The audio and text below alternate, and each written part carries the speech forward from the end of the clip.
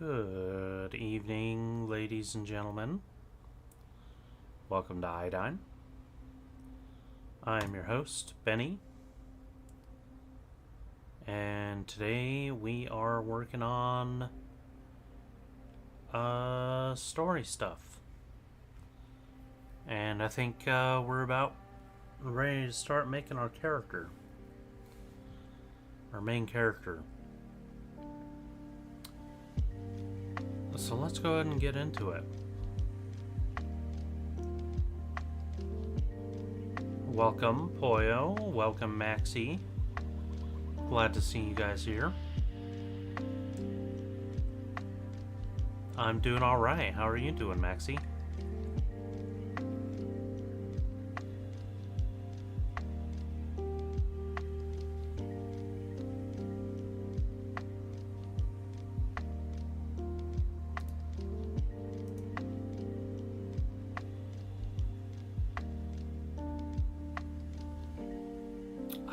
The Texas heat is getting to you. Yeah, it sucks. It's been pretty warm here too. It's currently 96 out. Not as hot as it has been, but you know.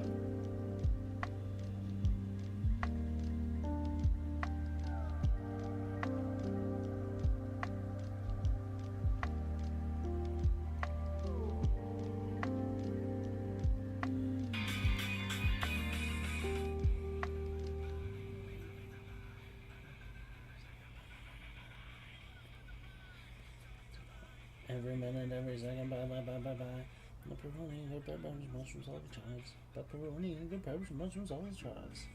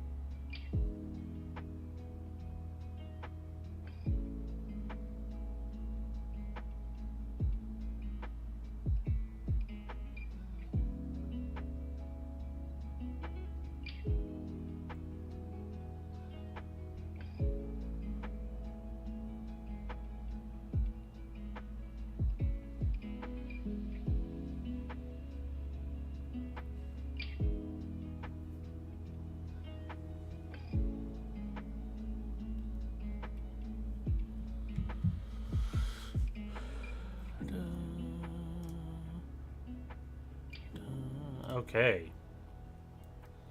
110 or 111. Damn, dude. That sucks. Hopefully your power grid, stays functional.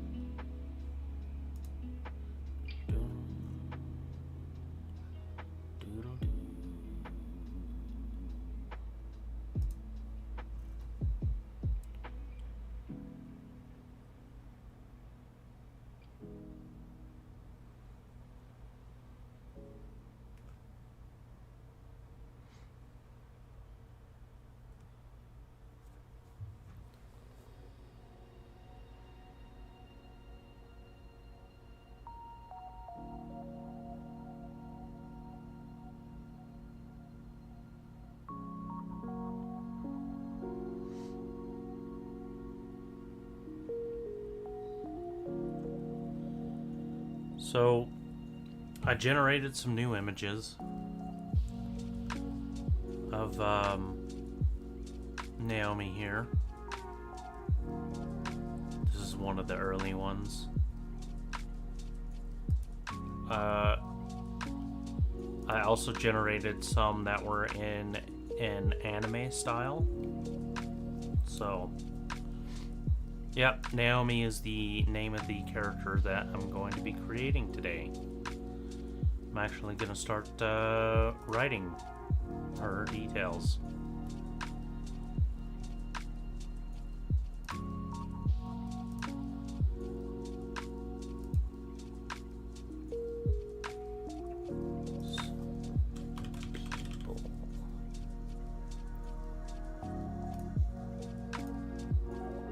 Oops.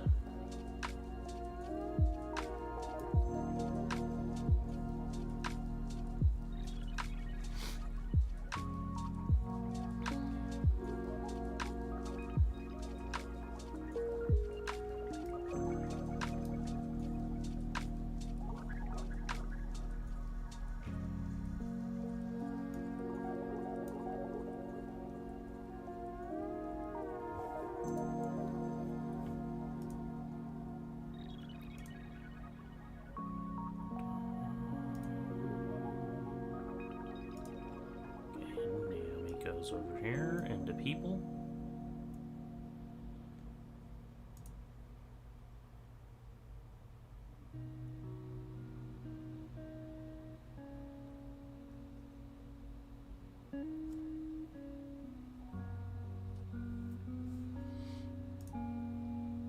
Okay, I still need to find out why Stellar Dynamics doesn't seem to be able to want to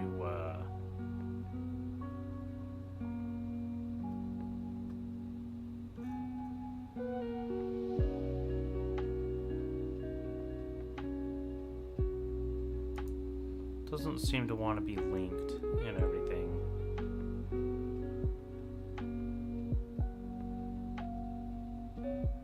Well, I think it did link actually.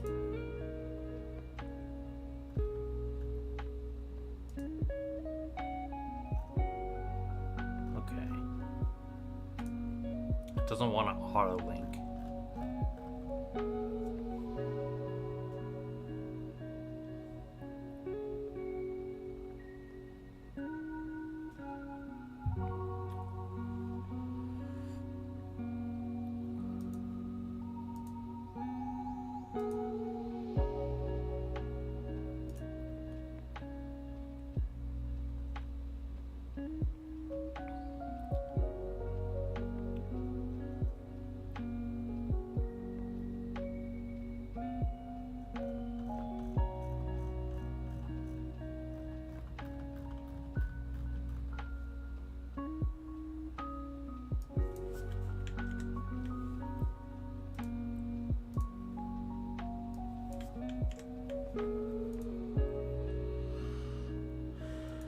Okay, I'm gonna bring up a notepad.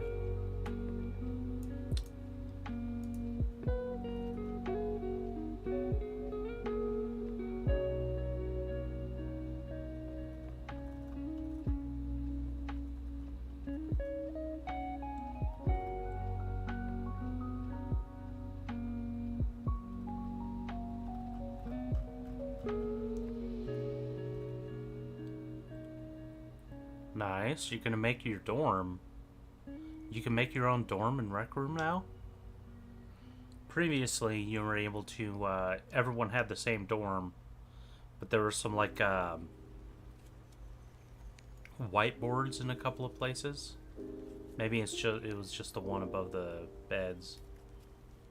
And you could, like, draw on the whiteboard and stuff. But I think it would be erased every time you, left the dorm to go do something else.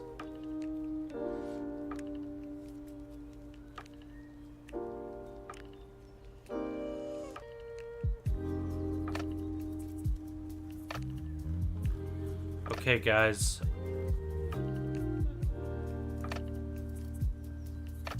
It does not erase. Cool. It stays between stuff. That's good stuff. So you could draw wieners all over it.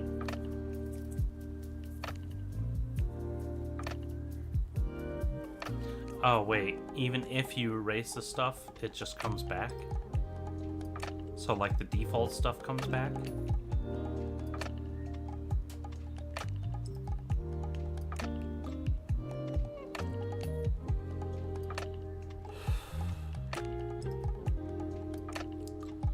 Okay, guys.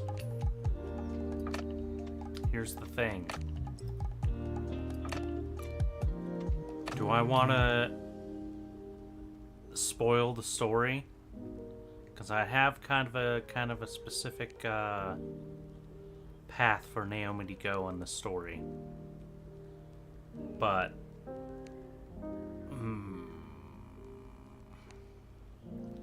if I don't spoil it now, then I won't be able to talk about it with you guys, and whether it's a good idea or not, you know?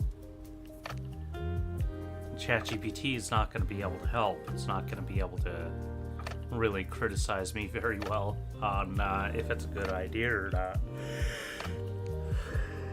Okay, so I think I'm just going to tell you guys. And it could be our little secret. So, the story I was gonna write was going to be from the perspective of what appears to be two different characters. You have Naomi, and you have another woman character. And I was thinking with each chapter it would kind of alternate between the two. And you would think that both of these stories, like upon initial reading, that both of these stories are separate, are basically unique, separate stories about two different people. But near the climax of the story, kind of near the end, there's something that reveals that both of the people are actually the same person, but at two different points in her life. And one takes place before a significant event, and the other takes place after it.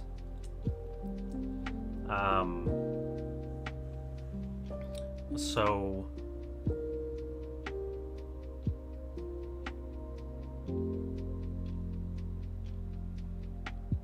yeah.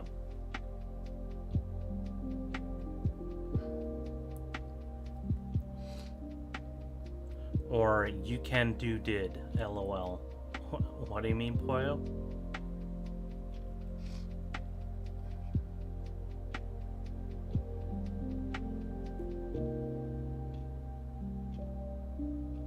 Dissociative personality disorder? Oh, DID. I get it. Usually capitalize that.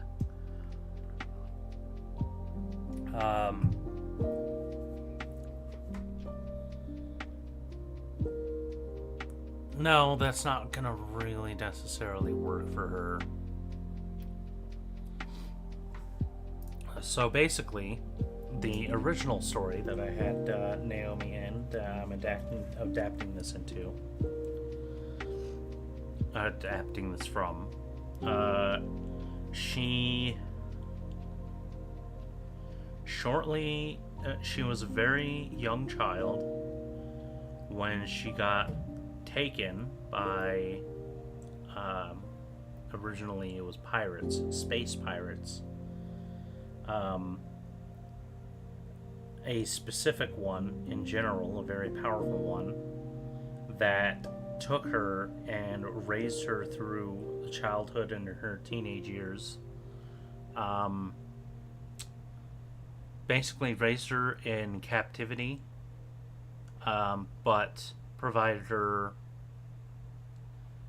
all kinds of schooling and training, and basically raised her healthy, and essentially raised her to be like a soldier, to be a pirate, to be basically like an undercover insurgent agent, or a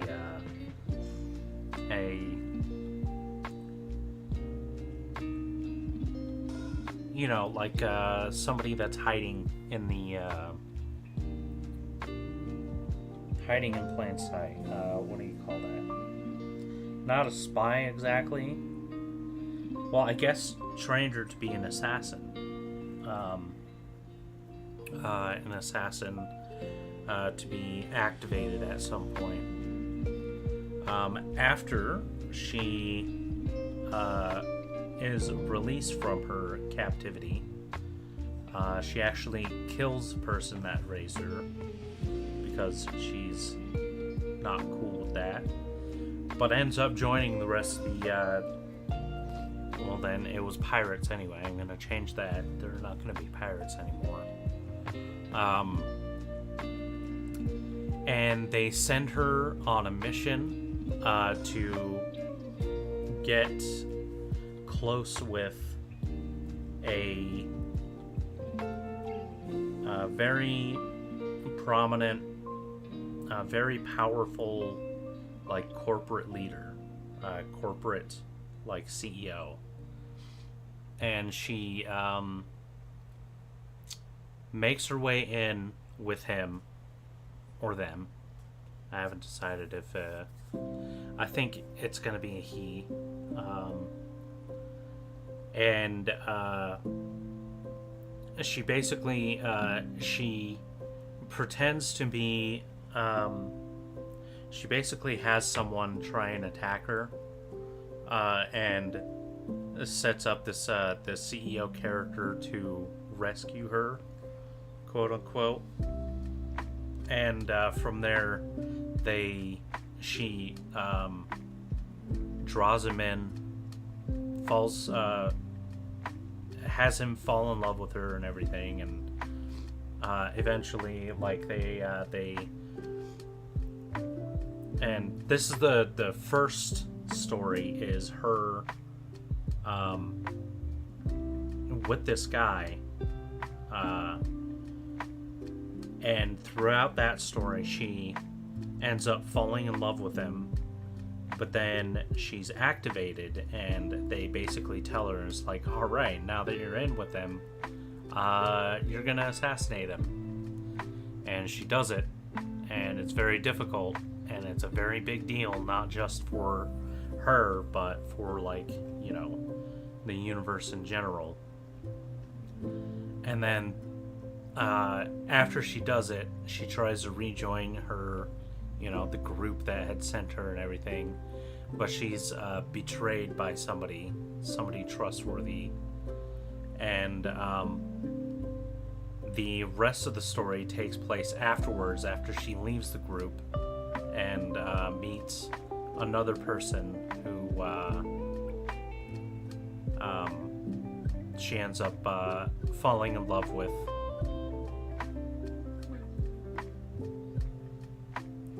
And I think that's basically like the story that I want to write. Two different love stories, but there's also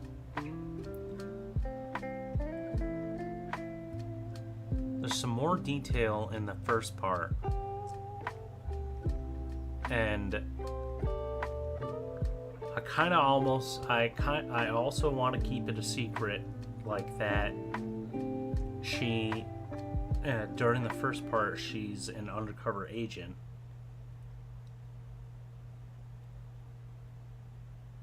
I don't know, it's alright. Have a good one, Maxine. We'll see you back here shortly.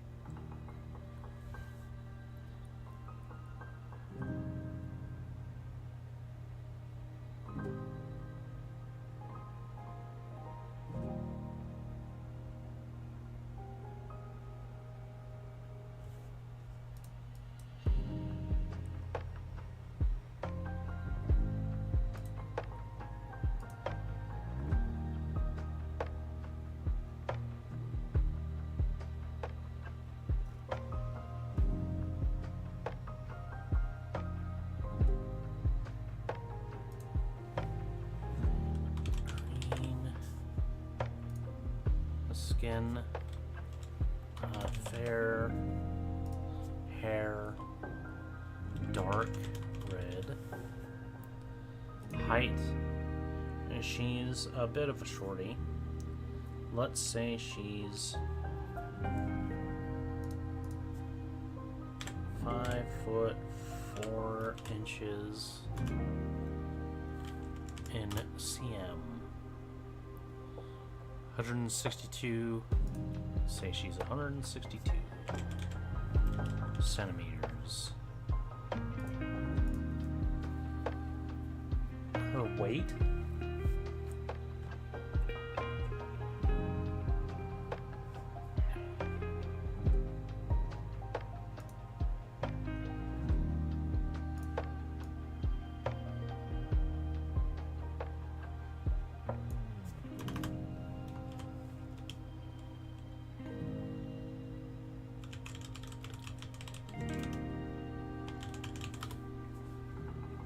What's a good healthy weight for her?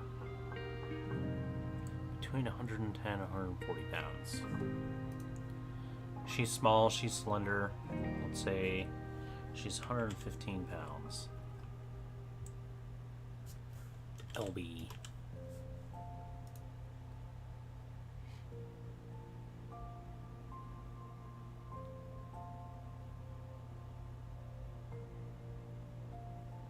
What's 115 pounds in kilograms?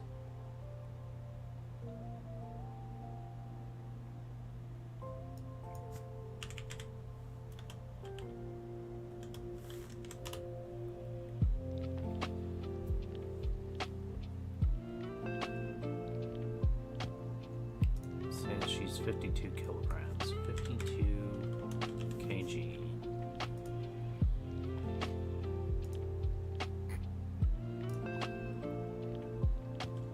She is female. She is a woman. She is feminine. She has no religious belief.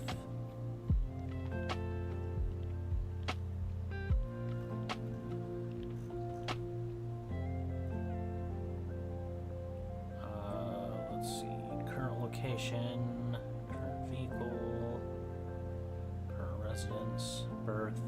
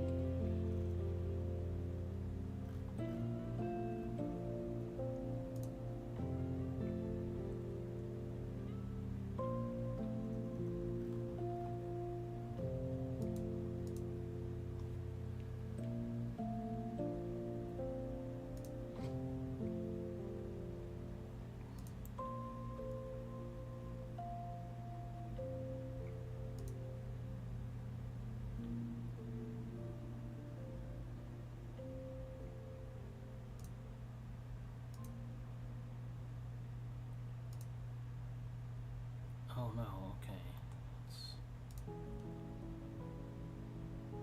Okay, that's just privacy status. We're not gonna work her birth or death date just yet.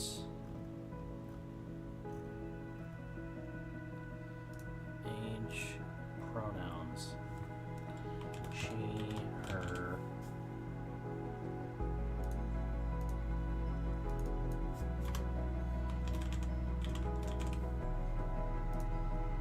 Species human.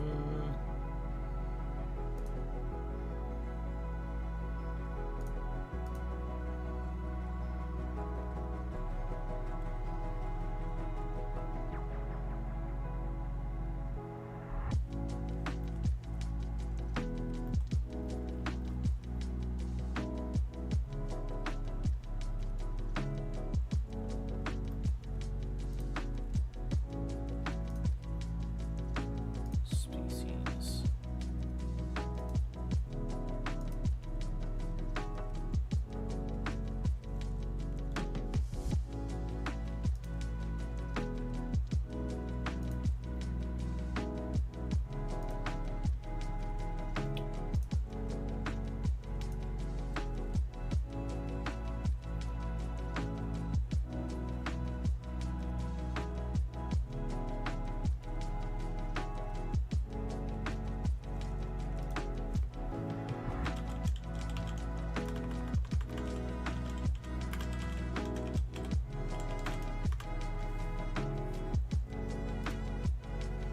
That doesn't stay. Okay.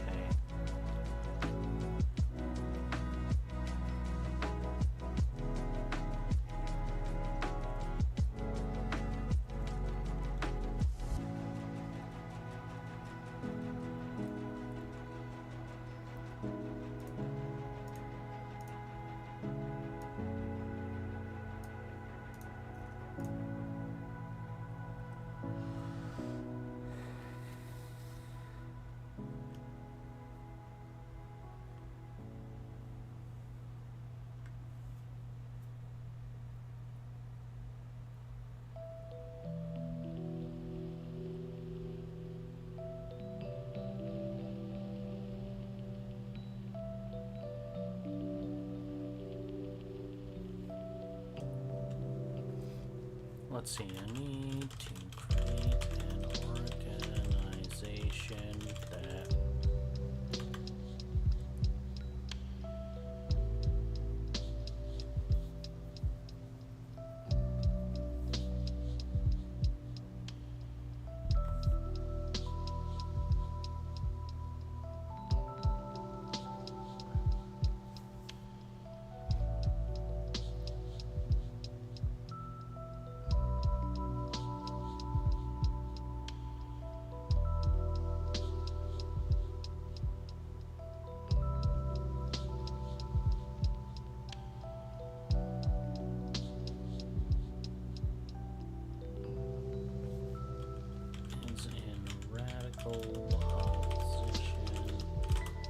Hey there, Boyo. Did you hear any of the story that I said about Naomi? Create an organization that is in radical opposition to...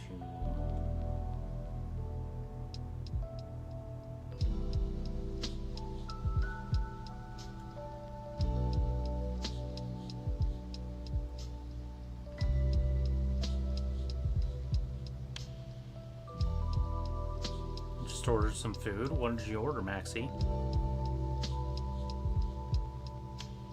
Oh, no stream's till Tuesday.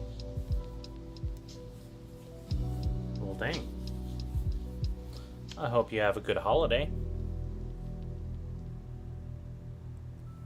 Oh yeah, dissociative identity disorder. No, I'm not going to be doing that for this character. That is something that I've thought about, though.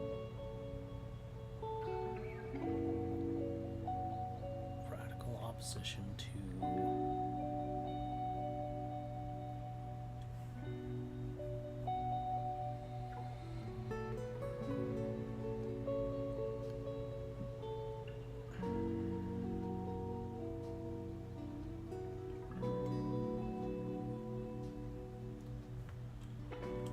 mega corporations.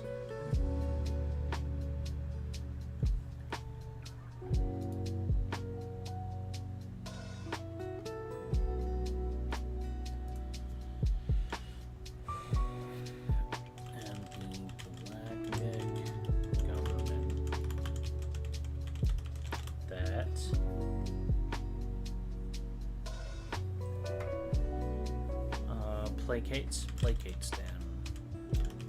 Is that the right word? Placates. Make someone less angry or hostile.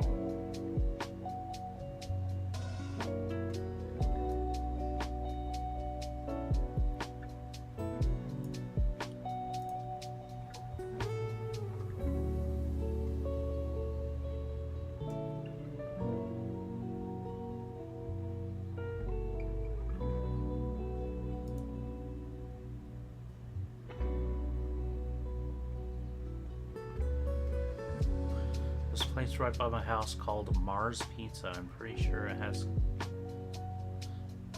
I'm pretty sure it is good AF.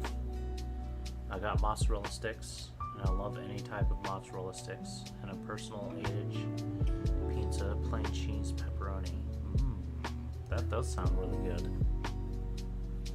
Pepperoni is my favorite. Pepperoni extra cheese from a local pizza place called Dion's. Do you have Dion's in Texas? I think it's only in New Mexico and Colorado right now.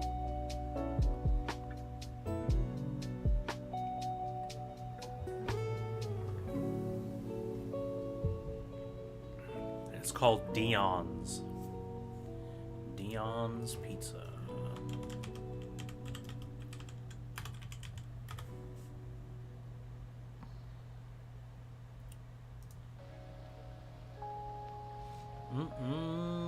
Dion's.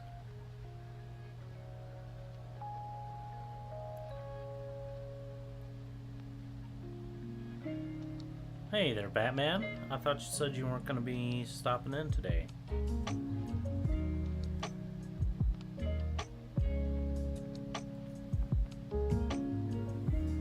It's good to see you, nonetheless.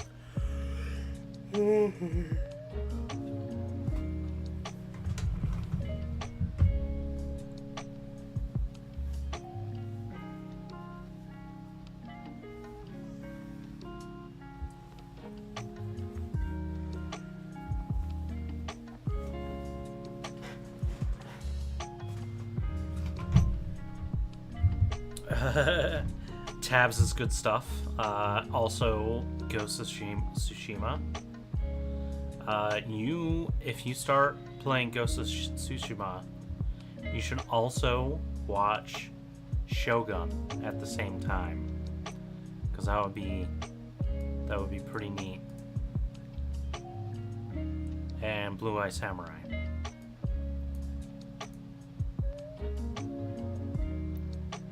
That's right. That's right, Batman. Shogun.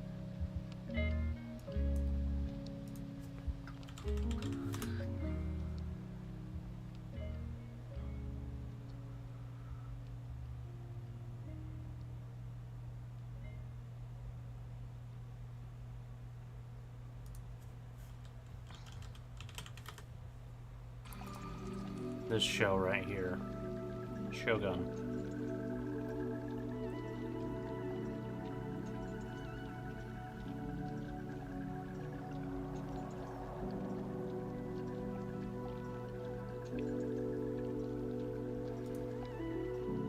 Ah.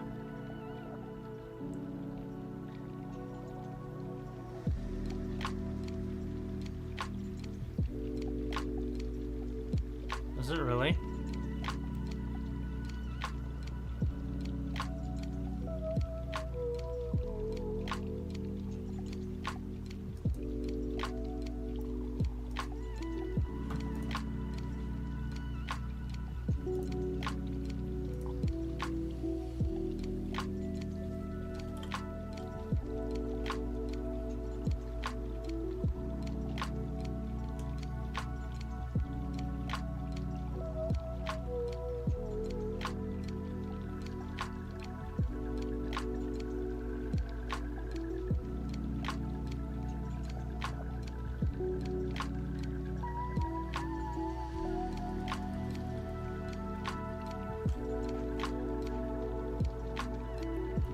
What food does you like?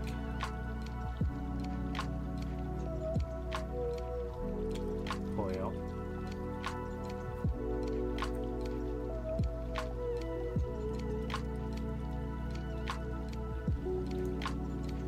Opposition to mega corporations and the galactic government that placates them.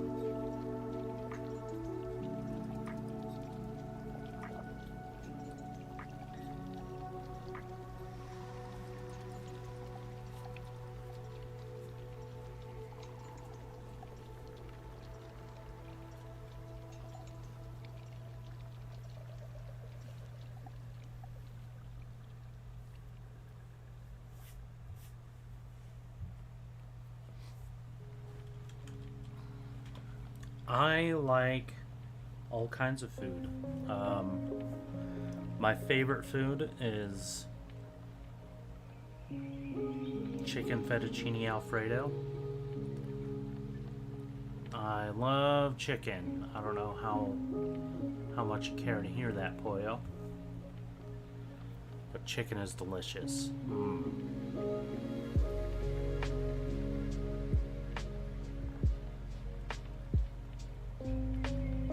I'm also a fan of pepperoni pizza from Dion's, as I mentioned a little while ago.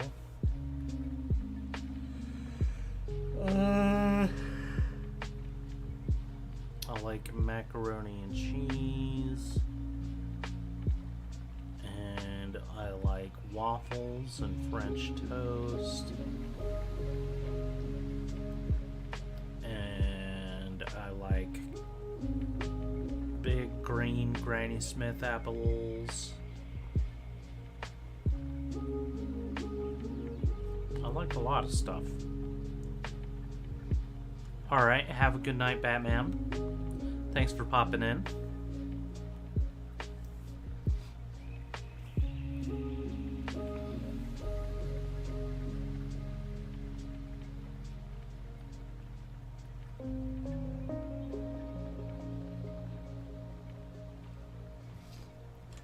Provide a list of possible names for this radical organization. Hey there, Shizumi. How are you doing? Welcome to the channel. I mean, I know you've been here plenty of times, but welcome at this moment in time. I'm doing alright. Just creating a character.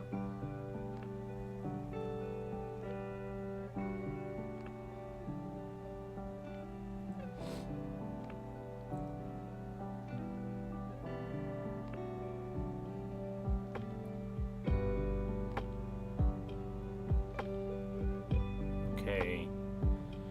The Liberation Front.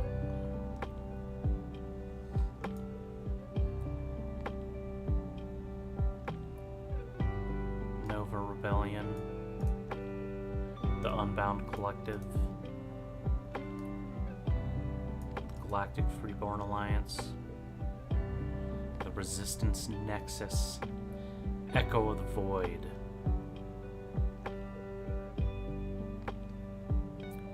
I like Void.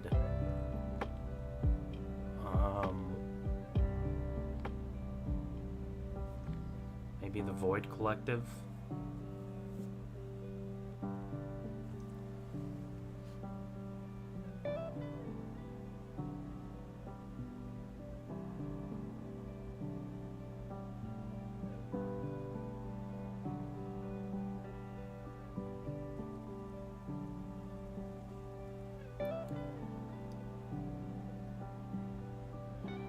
Vanguard of Independence.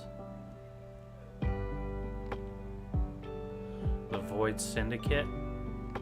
I do like the term syndicate. The Void Walkers. I think I've used, well, I used the term Void Walkers and the world building for Devour, but I don't think I actually used it in the story.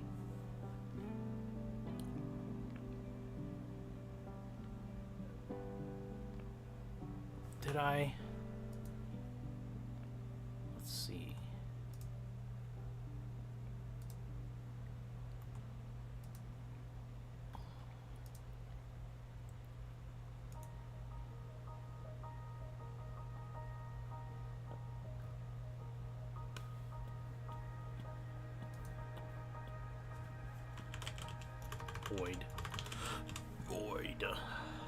Void Crossers is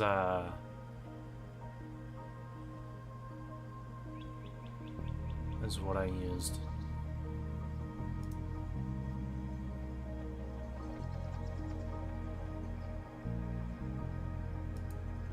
Maybe I'll say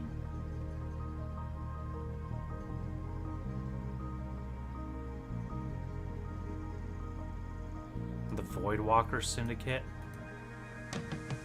and they could just be known as the Void Walkers. Does that sound cool? What is this place? Joe's Pasta House.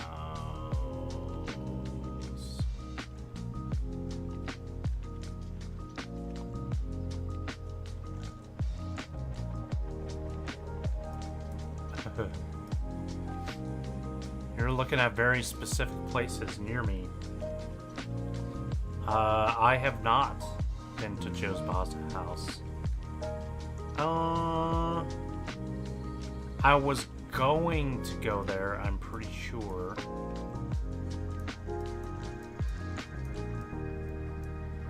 Wow, how old is this?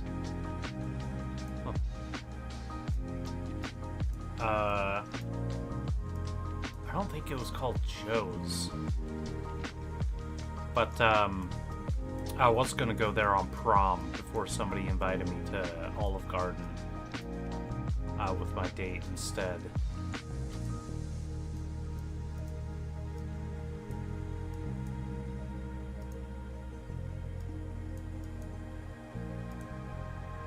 Has it always been called Joe's Pasta House?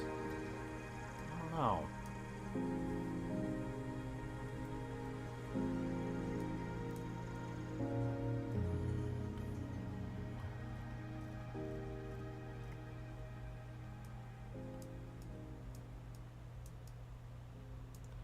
This place, Stripes. This place is delicious. Dang, that's like brand new, isn't it? Why is it not allowing me to?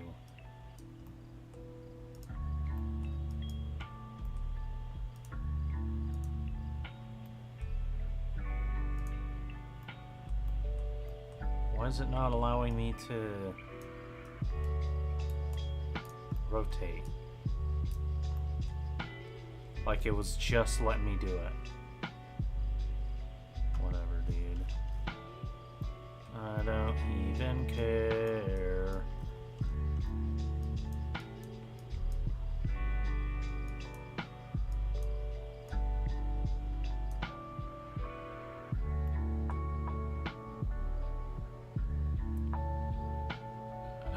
Gonna be like a horse and chomp on your food?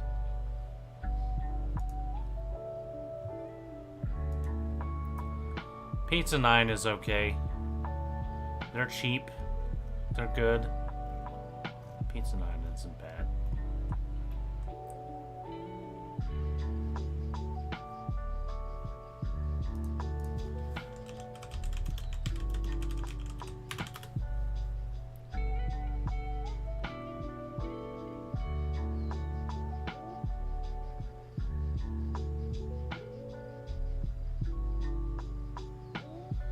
Down control. There you go.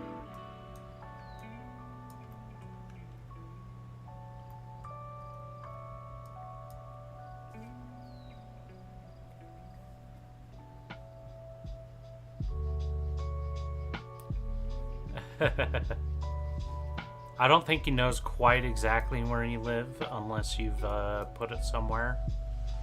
Poyo was really good at research.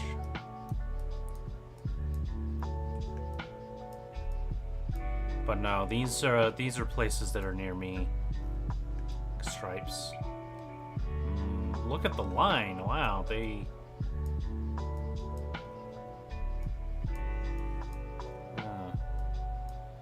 But they don't have. Oh, they do have Raising Cane's in here. Cool. This is brand new. This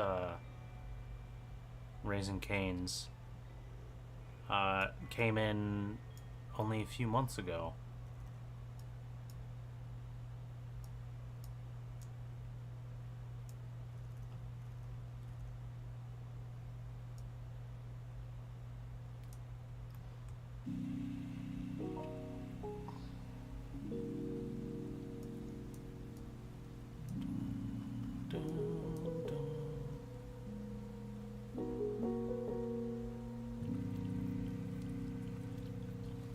I do live in a dry-ass place. I mean, that's New Mexico for you.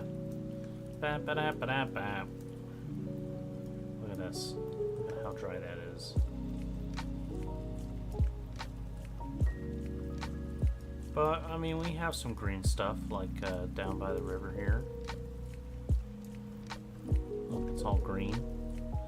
The river,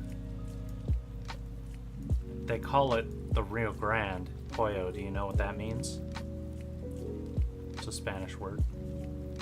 Spanish phrase. But it's not very grand.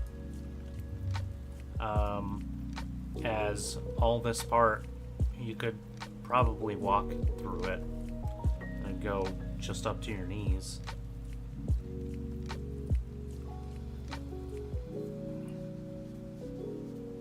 Yeah.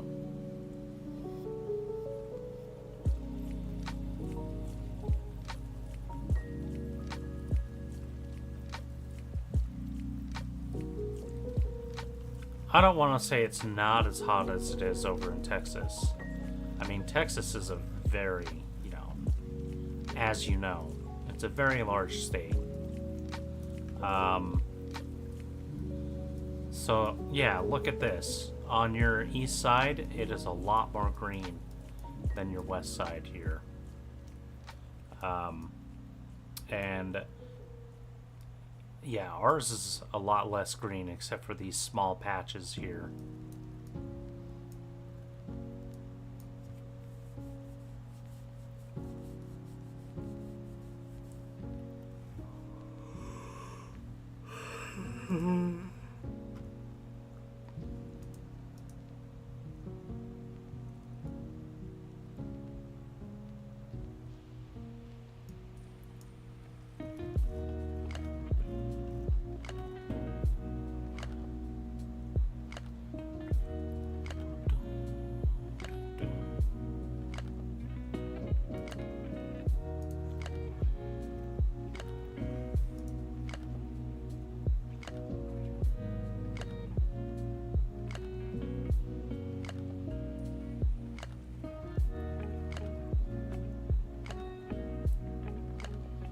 Voidwalker Legion.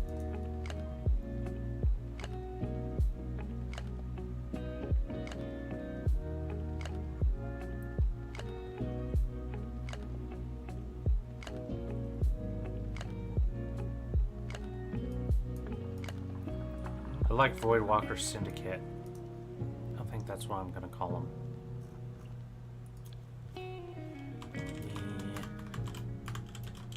Voidwalker Syndicate.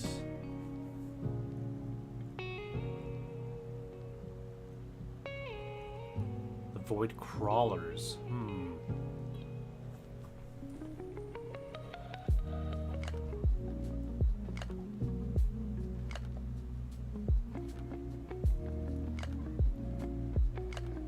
The Void Crawler Syndicate?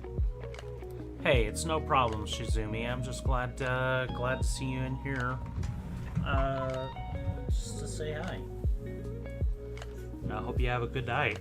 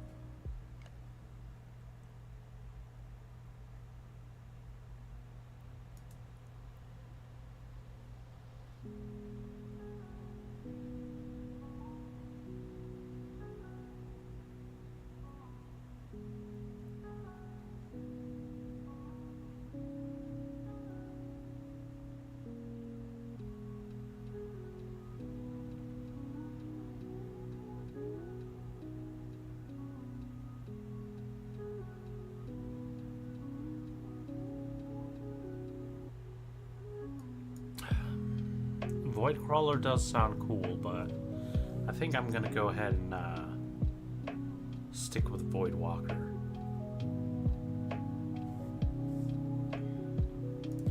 Now, before we stick with this one, Voidwalker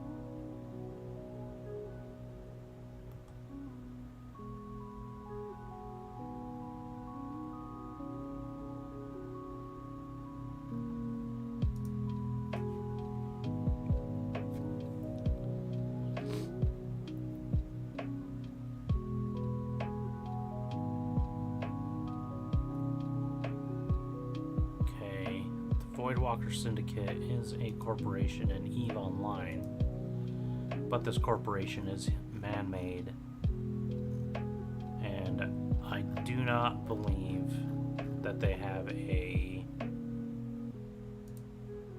claim on that. What is Deep Woken?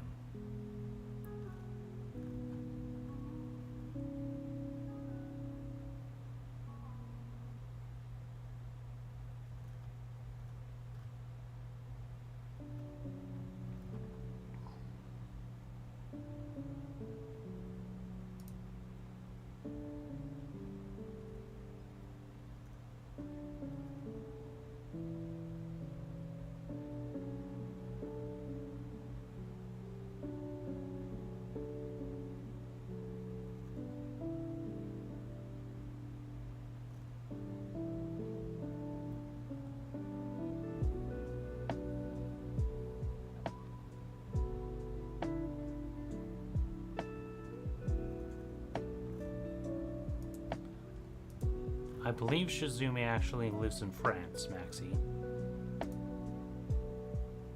But yes, for sure they live in Europe.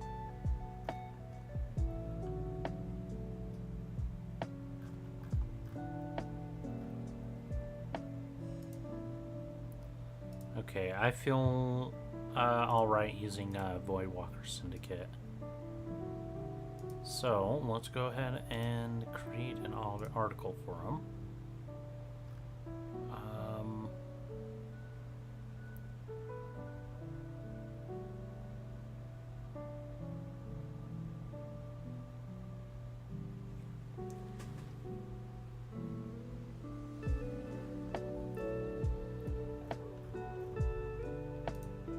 The Voidwalker Syndicate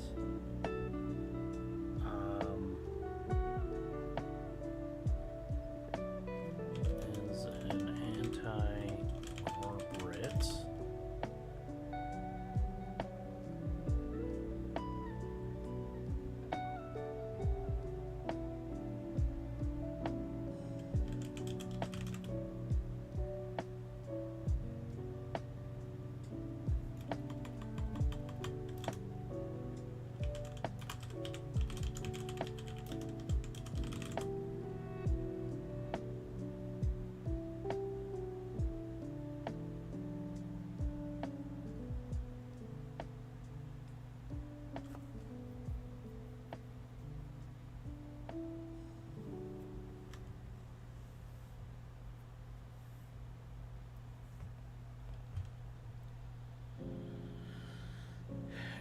anti-corporate, anti-government faction that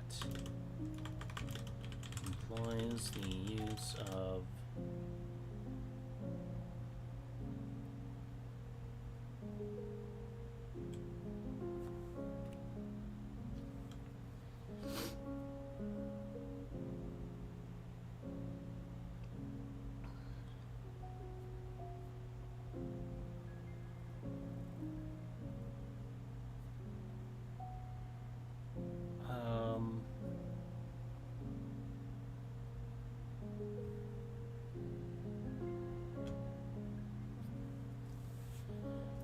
the use of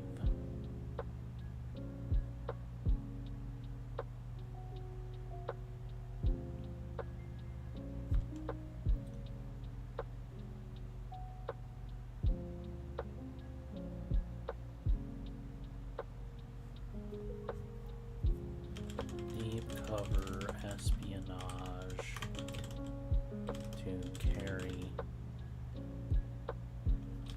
out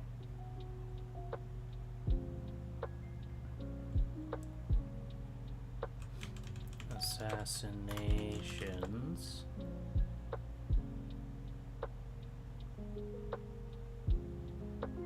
and insurgencies. What is an insurgency?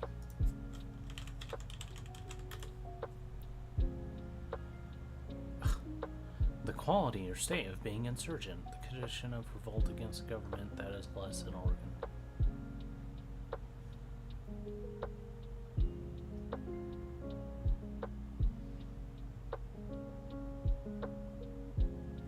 game Rec Room is about a mental institute? Is it really? I thought it was about a recreational center.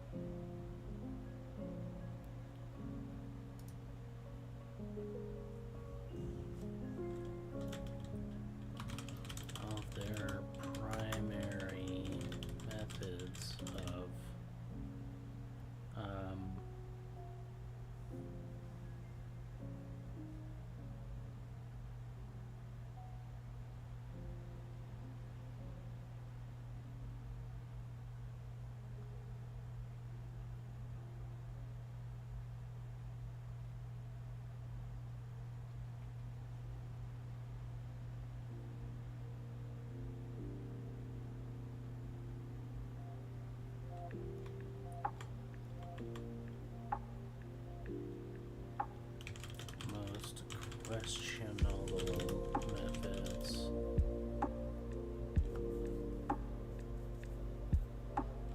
of growth is by abducting and children and indoctrinating them.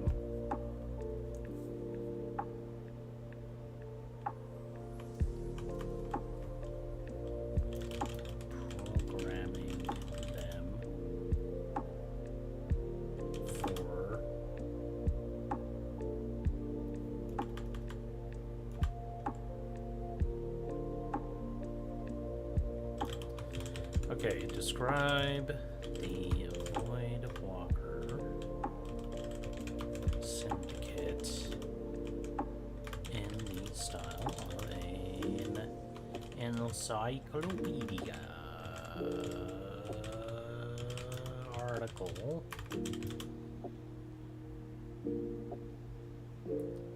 of around 500 words. Boom.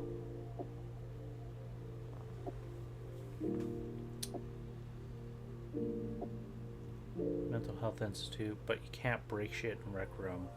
Not even coffee pots. I thought there were some... No, there's water bottles.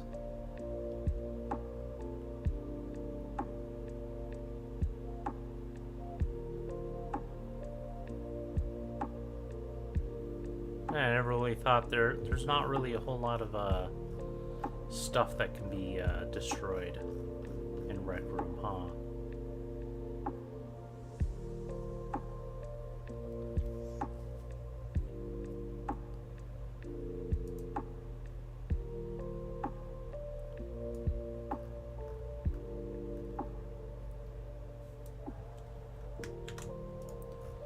Okay, Juniper, go ahead and read this for me while I go ahead and make it. Article, Voidwalker Syndicate. Voidwalker Syndicate, type radical anti-corporate, anti-government faction, headquarters, classified unknown, primary activities, espionage, assassinations, insurgencies, indoctrination, methods, deep cover operations, abductions, indoctrination programming. Overview.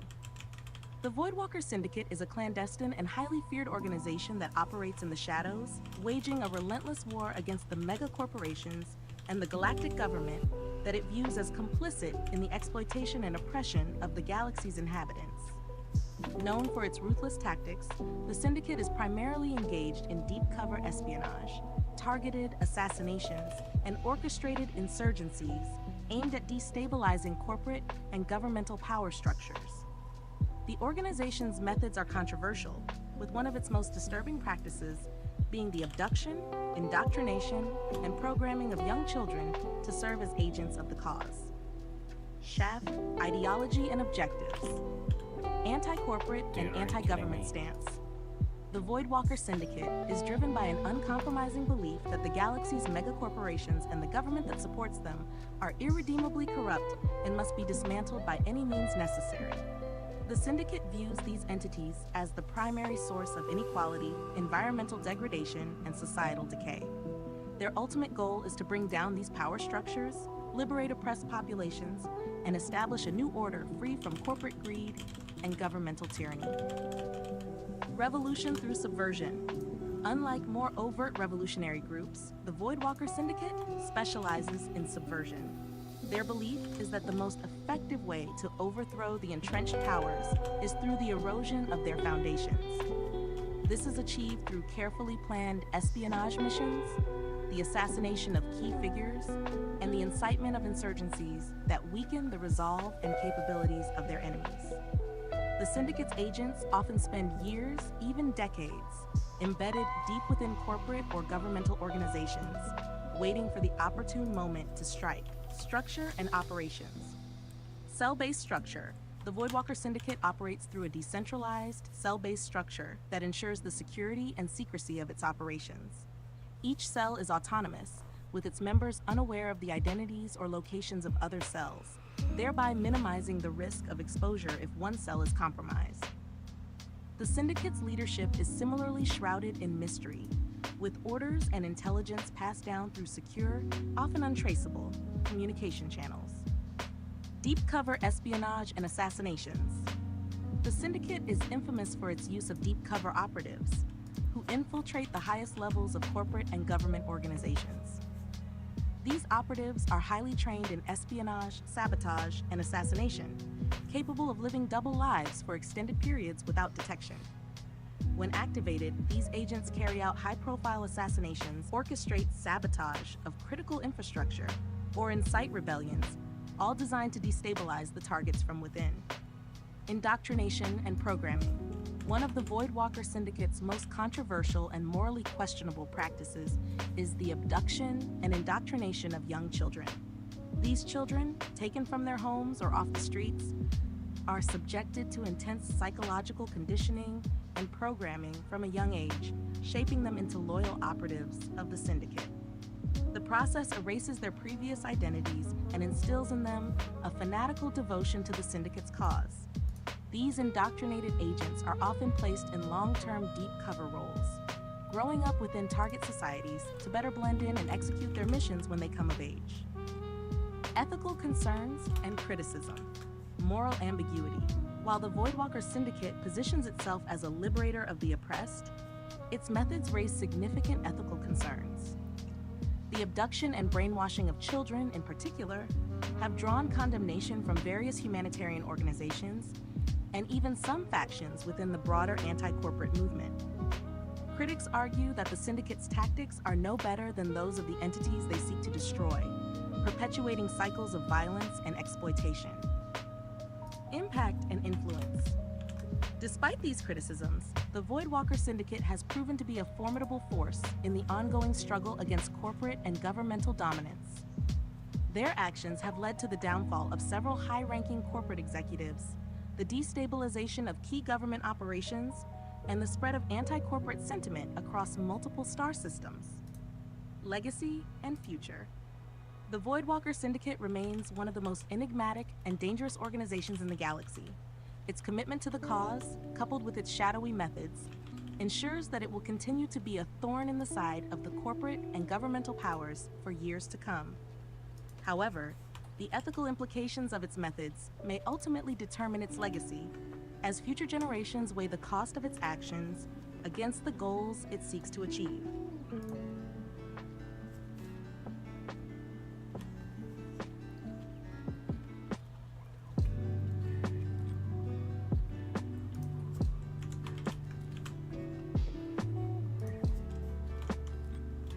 The hell? Oh, damn it.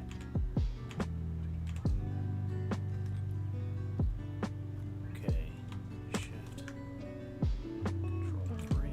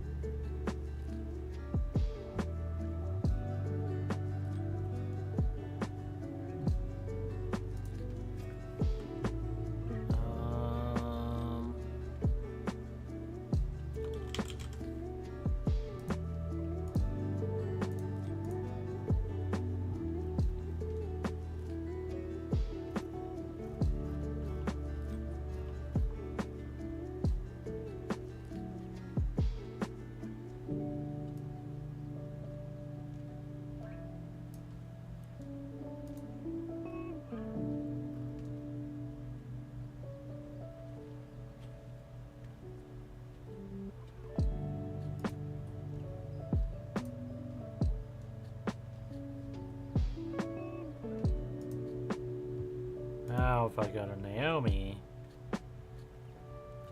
I'll go down here to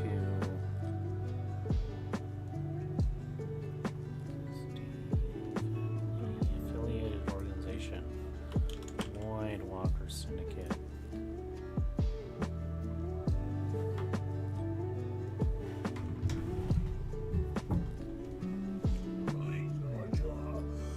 Hi, Sasha.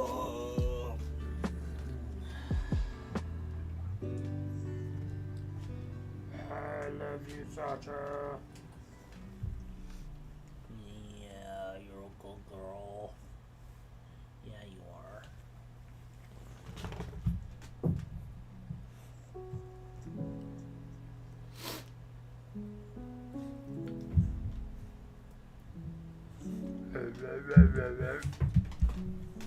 Come on, you can come say hi. Oh, you just wanted to get out of there? You didn't actually want to say hi?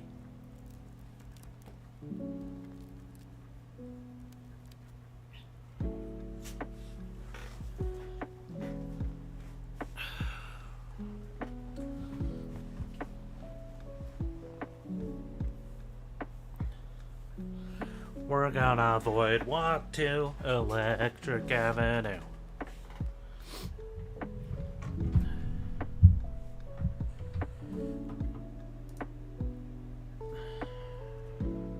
Conditions.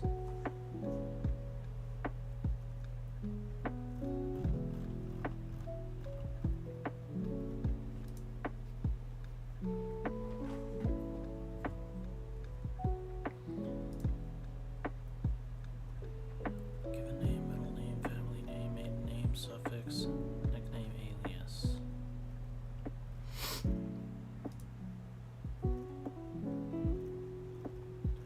Sexuality.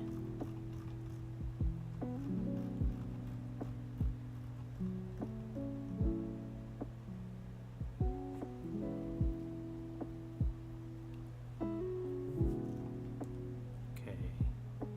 Hints and tips.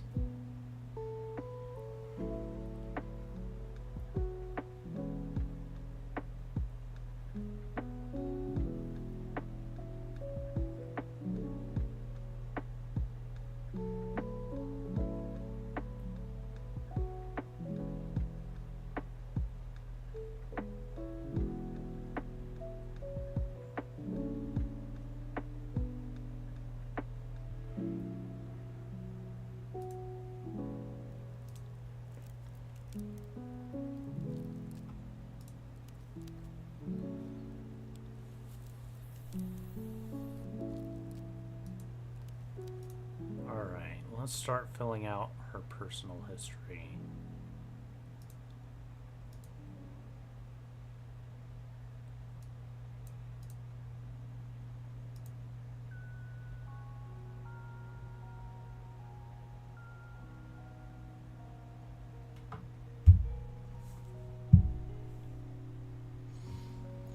Using the following information.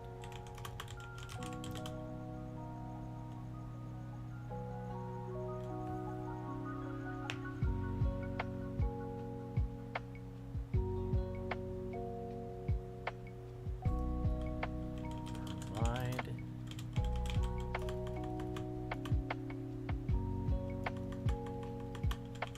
describe Naomi. Providing a paragraph of detail for each following subject.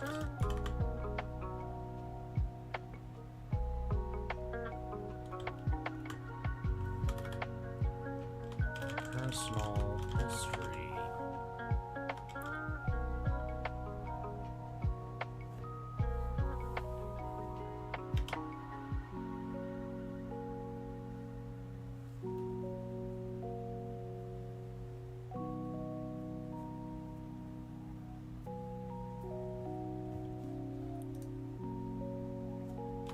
Naomi was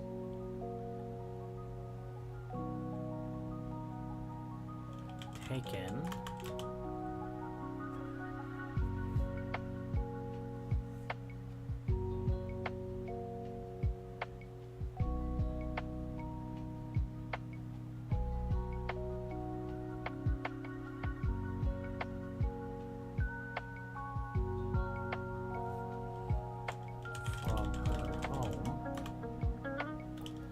Alright, have a good one, Maxie. Thanks for showing up. Thanks for hanging out. I hope you have a good rest of your afternoon and evening.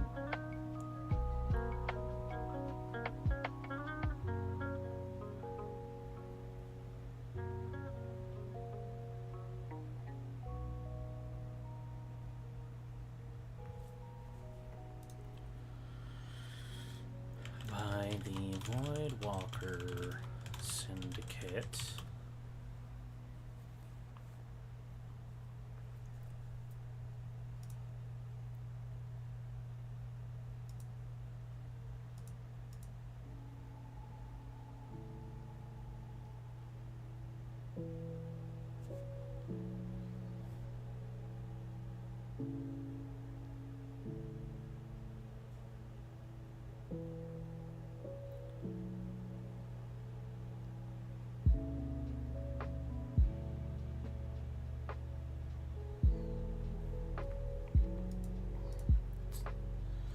Naomi was taken from her home.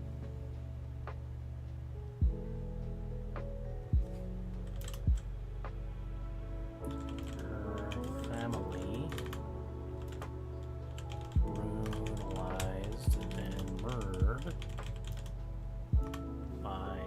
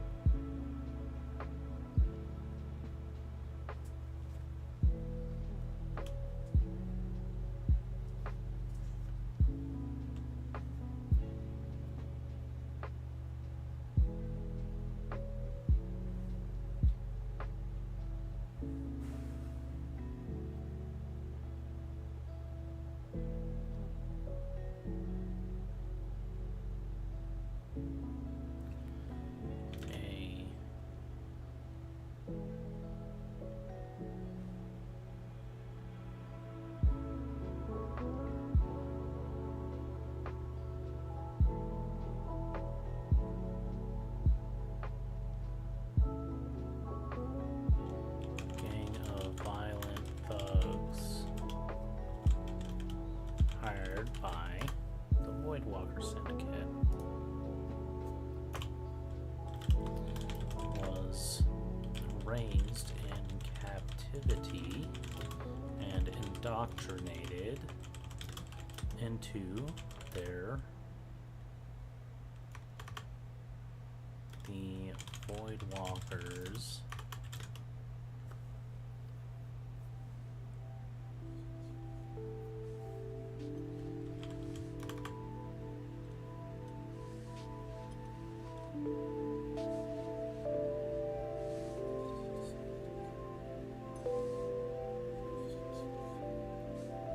ideology.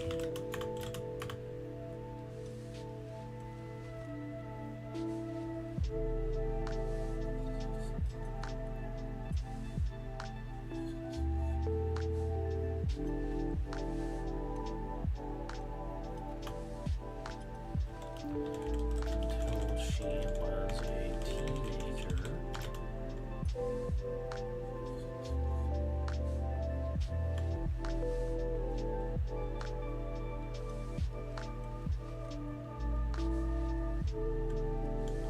Hey, thank you, Maxie.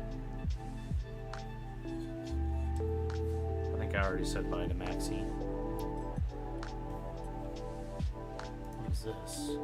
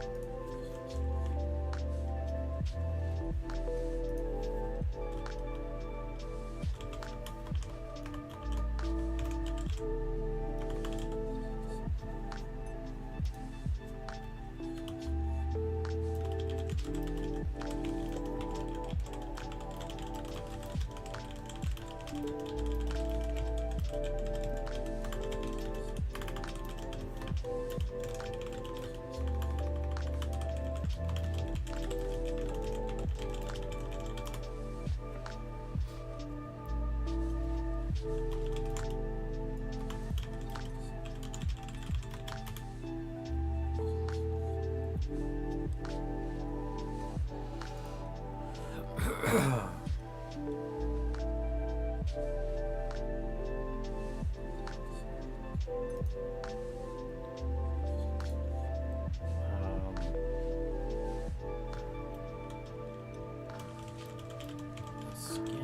and killed captor and Burko.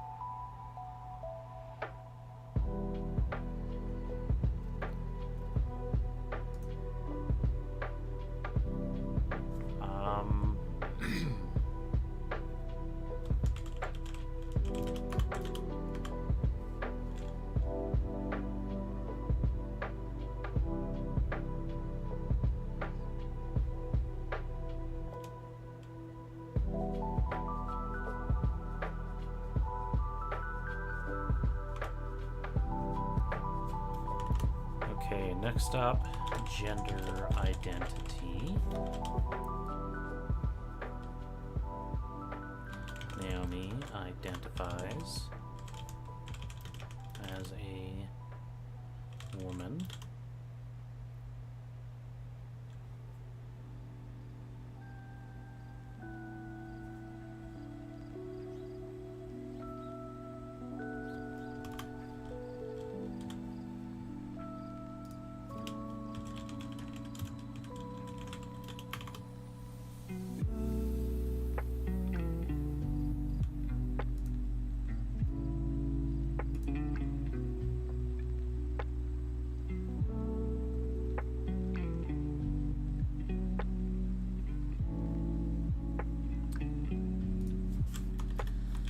Sexuality.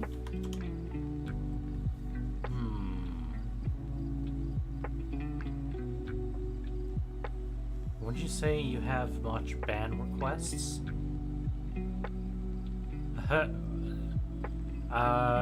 I don't really have many people that request to be banned. I don't really know many people that want to be banned from anything, really. Oh, unban requests. No, I don't think I've even gotten a single unban request.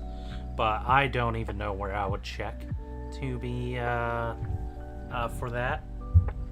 I just assumed that it would be like a message that I get on Twitch or something.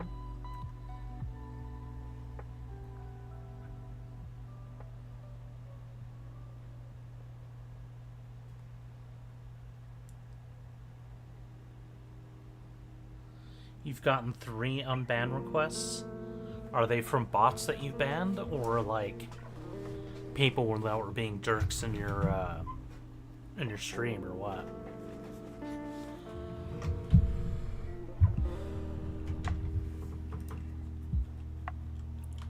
Naomi bisexual.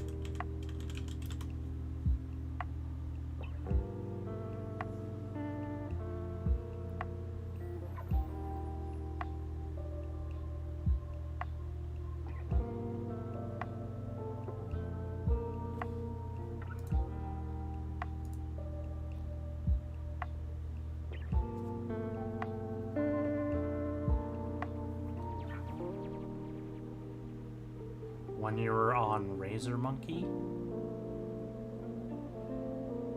Was that the username you were using before you changed to Poyo?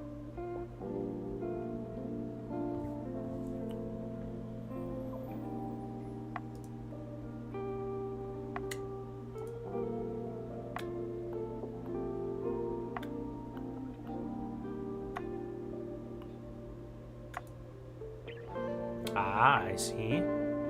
Thank you for showing me that.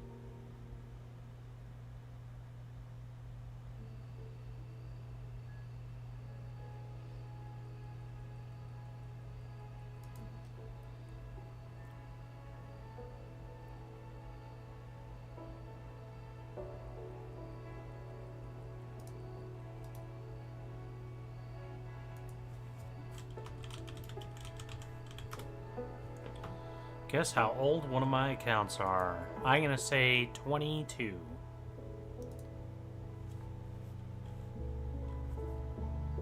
Ah.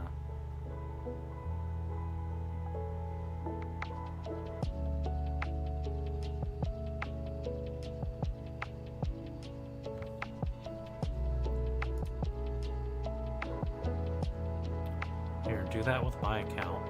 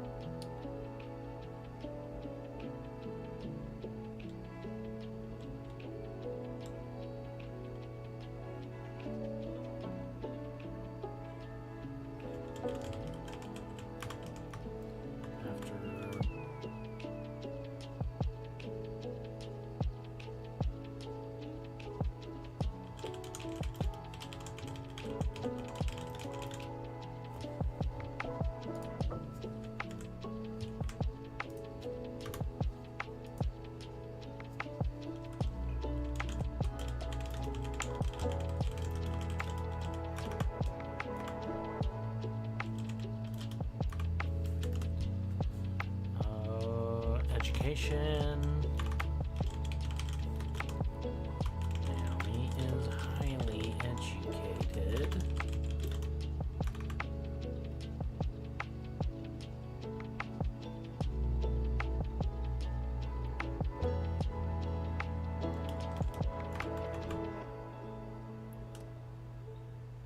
As part of her indoctrination, though she does not have any official, what do you call them? Not necessarily diplomas,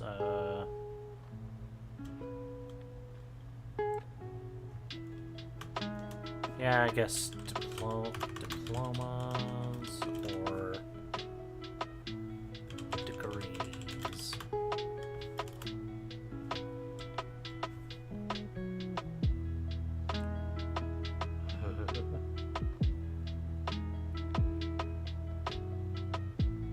Yeah, that's me.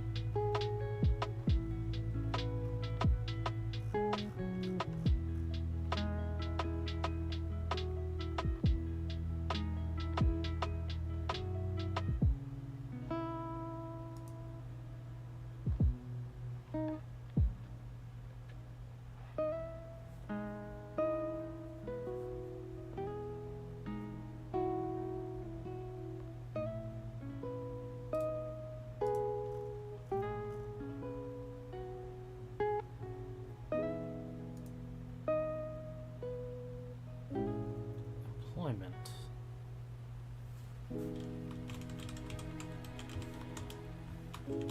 Naomi.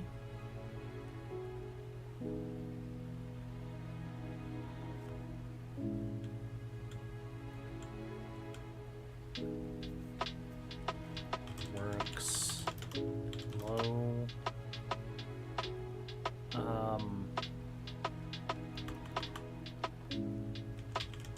Service jobs as a cover.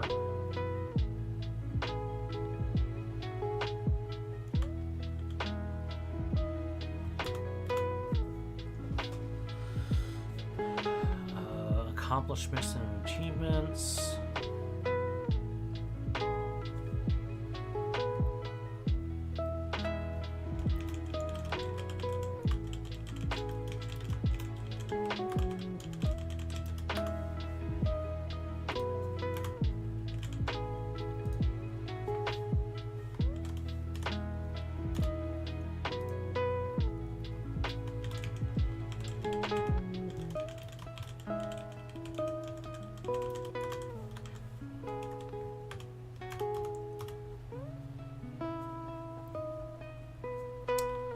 Mental trauma, intellectual characteristics,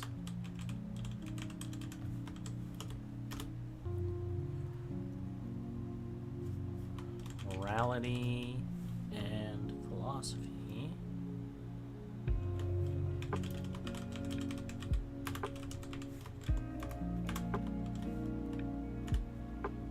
Taboos.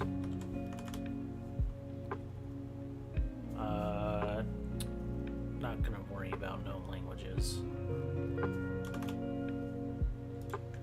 Alright, let's go and give this all to ChatGPT.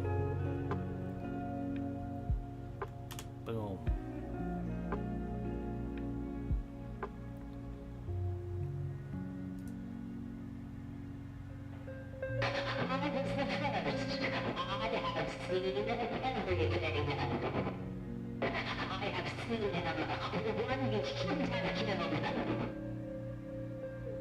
Oh, what the hell was that, Poyo?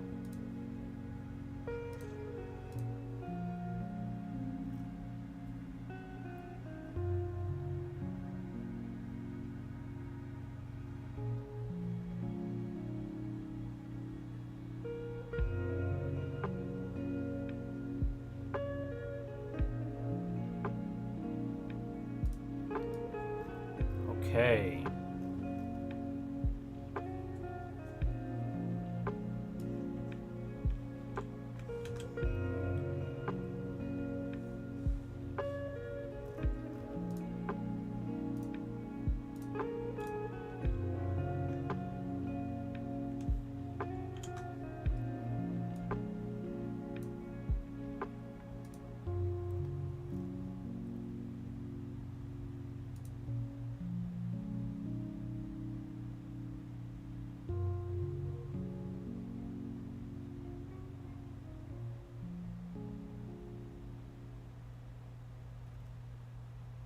Alright.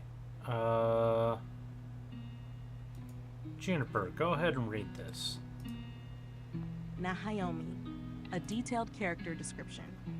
Personal history. Naomi's life was irrevocably altered when she was forcibly taken from her home as a child.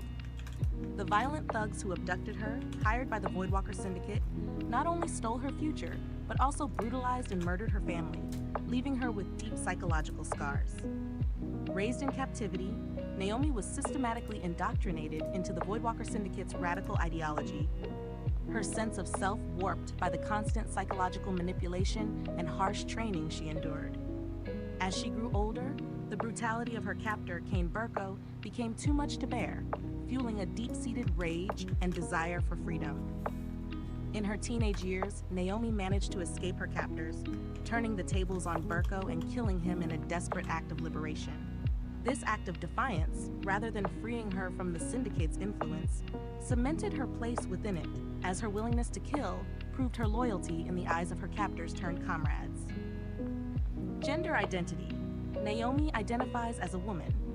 Her gender identity is a core part of who she is, but it is also something she has had to defend fiercely in a world that constantly seeks to define and control her. The Voidwalker Syndicate did not afford her the luxury of exploring her identity in a healthy environment, but her sense of self has remained resilient. Naomi's experiences have shaped her into a person who is unapologetically herself, refusing to conform to the expectations or norms imposed upon her by others. Sexuality. Naomi is bisexual, though her experiences have led her to lean more towards lesbian relationships. Her sexuality is complex, colored by the traumatic and violent encounters she has had with men, both during her captivity and in her subsequent life. These experiences have left her wary and distrustful of men, making it difficult for her to form romantic or sexual connections with them. With women, Naomi finds a sense of comfort and understanding that she struggles to achieve with men. However, her relationships are often tinged with a deep-seated fear of vulnerability, as the wounds of her past make it challenging for her to fully open up to anyone. Education. As part of her indoctrination into the Voidwalker Syndicate, Naomi received a highly rigorous and focused education. Though she lacks any official diplomas or degrees, her knowledge spans a wide array of subjects, including espionage, combat tactics, languages, and advanced technology. The Syndicate ensured that she was intellectually equipped to handle the demands of deep cover operations, instilling in her a sharp, analytical mind. Naomi's education was designed to make her a weapon, and it is this knowledge that she now carries as both a tool and a burden.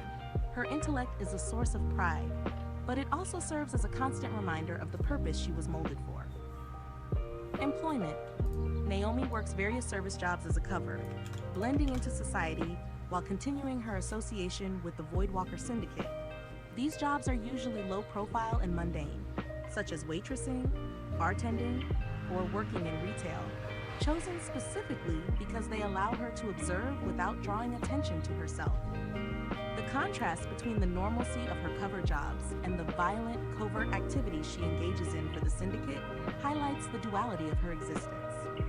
Naomi is adept at maintaining her cover, using these jobs to gather information, monitor potential targets, or simply stay off the radar of those who might wish to do her harm. Accomplishments and achievements. Naomi's most significant achievement is her survival and escape from captivity, culminating in the killing of Kane Burko, the man who had controlled and tormented her for years. This act not only freed her from his immediate grasp, but also earned her a place within the very organization that had stolen her childhood.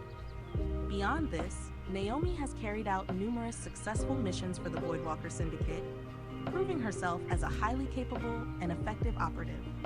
Her ability to navigate complex social environments, gather intelligence, and execute precise operations has made her a valuable asset to the Syndicate, even as she struggles with her own conflicted feelings about the organization. Failures and embarrassments.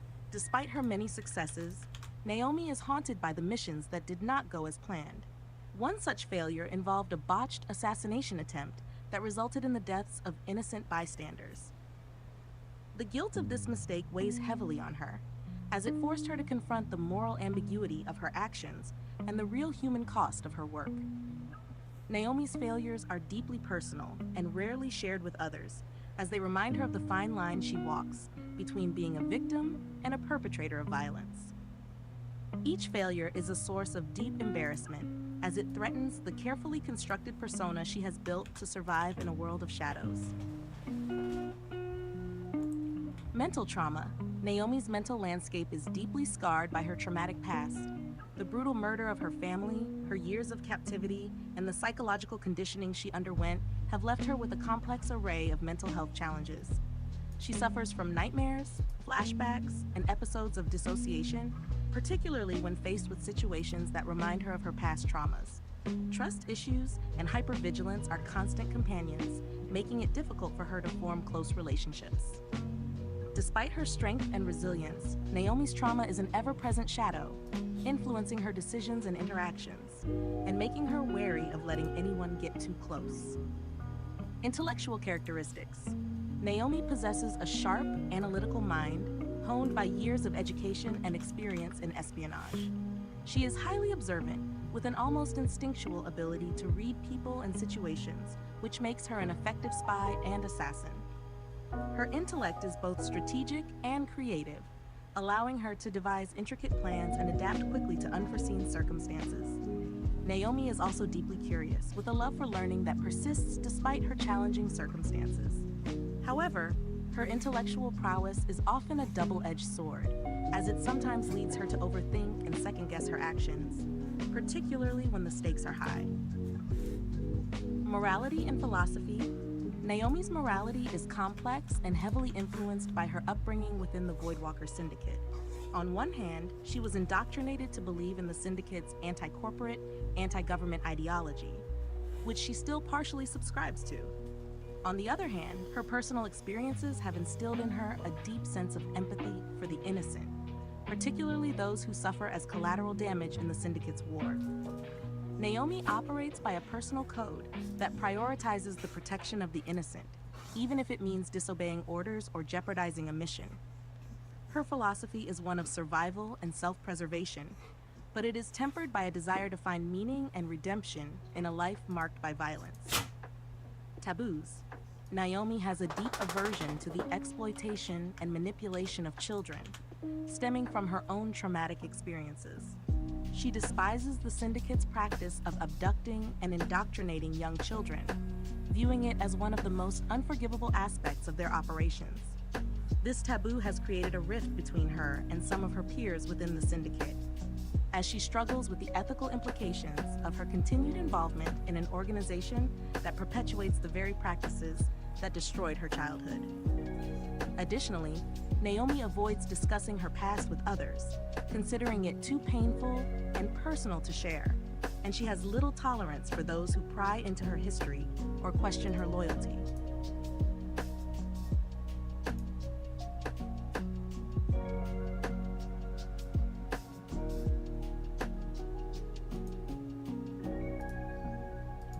Okay.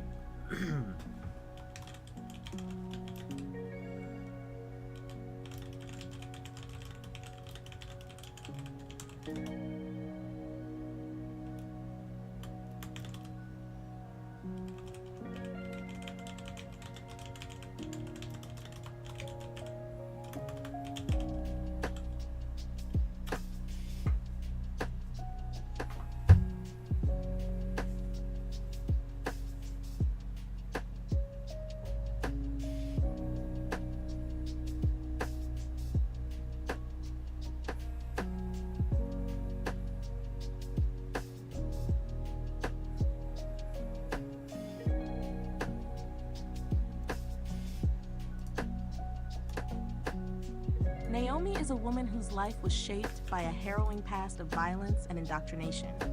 As a child, she was forcibly taken by the Voidwalker Syndicate after witnessing the brutal murder of her family by mercenaries hired by the organization. Raised in captivity, Naomi was systematically indoctrinated into the Syndicate's radical ideology, receiving a rigorous education that prepared her for a life of espionage and assassination. Her defining moment came in her teenage years when she managed to escape and kill her captor, Kane Burko, an act that paradoxically solidified her place within the Syndicate.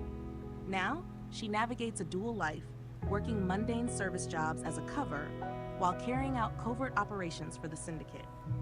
Despite her loyalty to the Syndicate, Naomi is deeply conflicted, haunted by the trauma of her past and the ethical dilemmas posed by her work.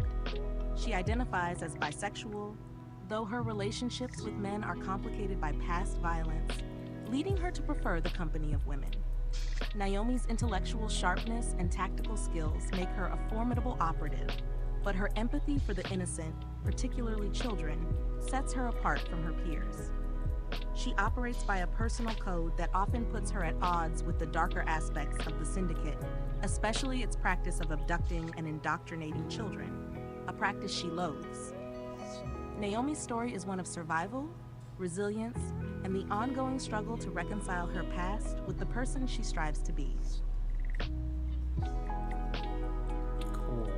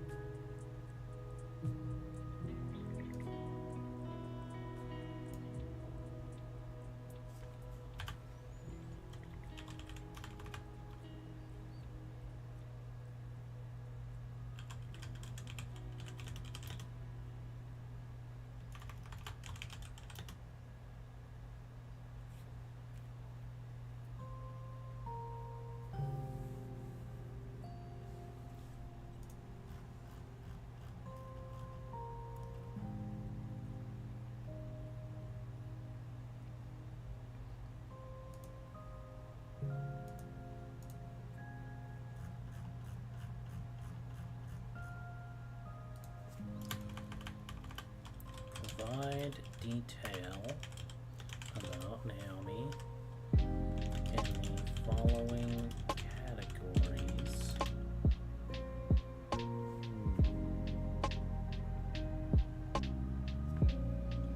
With a paragraph each,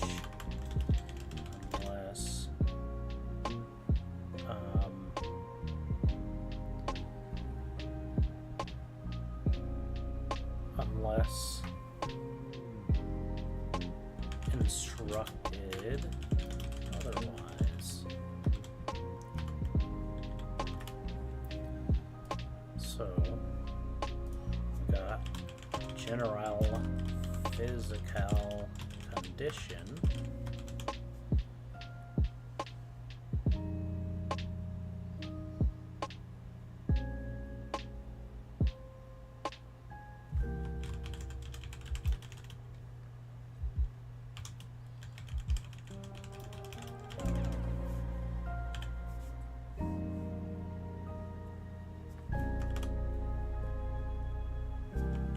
Body features.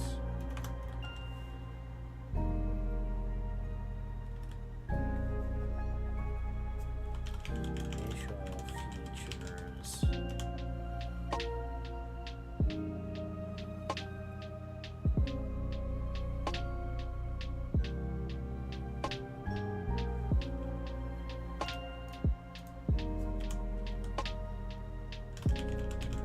Small bust.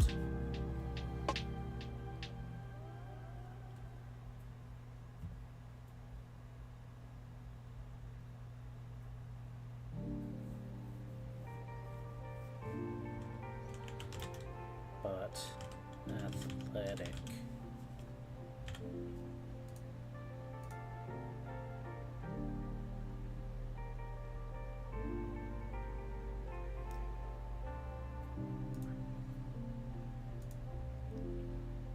Facial features. Green eyes, dark red hair, light freckles.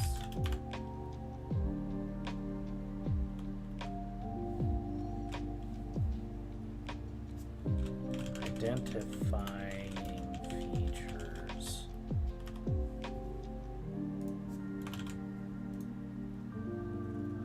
Physical quirks.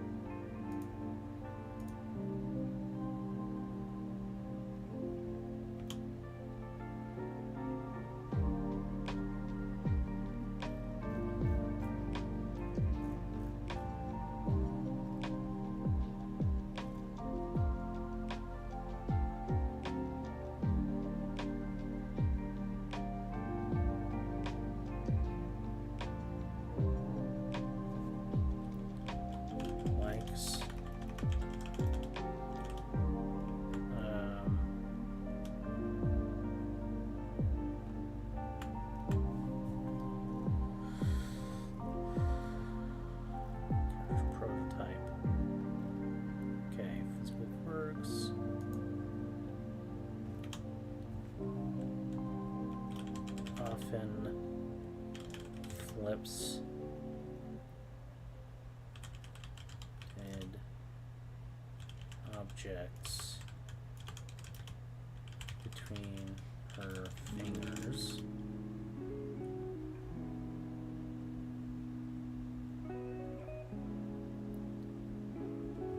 Originally knives.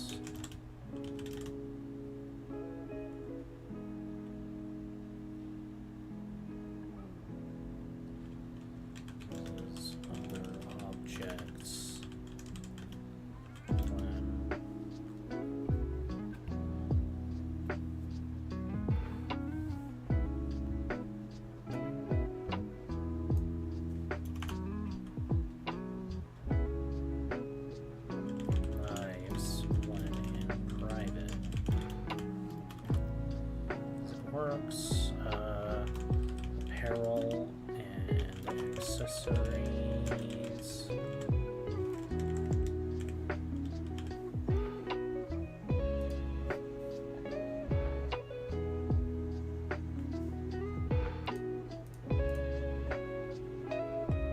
Specialized equipment.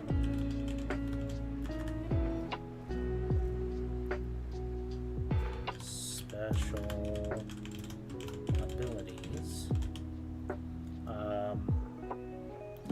Proficient with knives and close combat.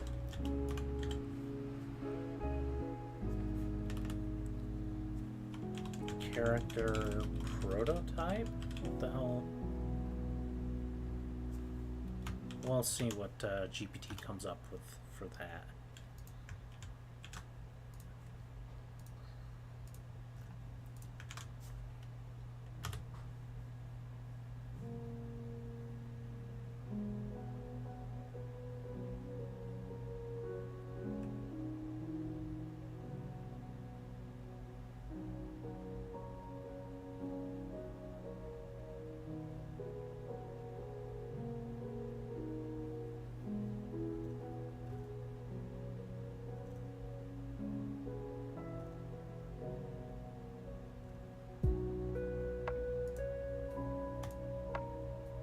General physical condition.